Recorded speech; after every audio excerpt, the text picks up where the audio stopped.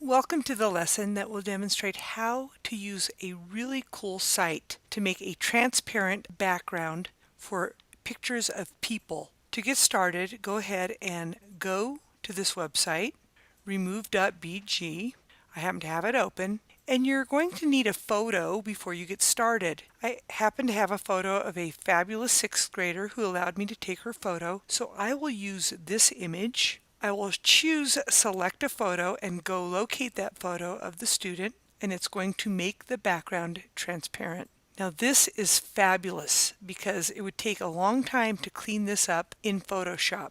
I'm going to go ahead and right click on the image with the transparent background and choose Save Image As. I'm going to locate a folder that I created specifically for this unit, and I will save it in that folder. I'll call it Student Transparent. You can call it what you wish. And now I'm going to go ahead and open up Photoshop. I'm going to go ahead and choose Open. I happen to have an image of an ocean that I want to add this photo. So I'll go to that folder that has the image, and there it is. Now for my 8th graders, for the project they're doing, they have to square this image. If you don't need to square it, you can ignore these steps. So to square it, I'm going to choose Image, Image Size. I like working in pixels, so I'll change it to pixels. And I'm going to take the smaller dimension. In this case, the height is smaller than the width at 539. I'm going to choose the rectangular marquee. I will then go up to Style, Fix Size, and type in those dimensions. So I will type in 539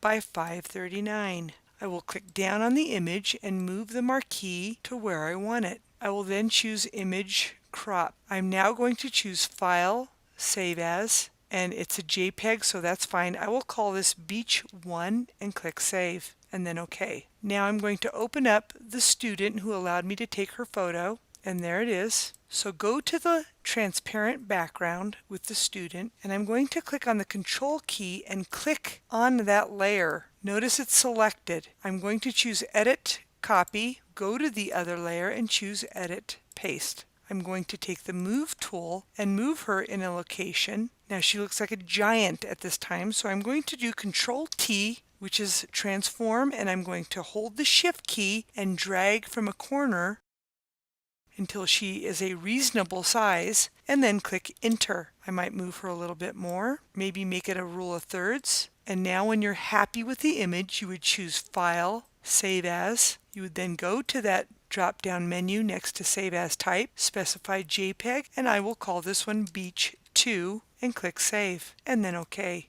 I will now add my before and after pictures to my PowerPoint presentation. I will right-click, choose the Fill bucket picture, go to that folder on the desktop, go to Images, there, and I will locate my squared Beach 1. I will then go to the After section, right-click on that selected auto shape, choose Fill Picture, and then locate the After. This concludes the session on how to add a person to a background of your choice. Until next time, you have a wonderful day.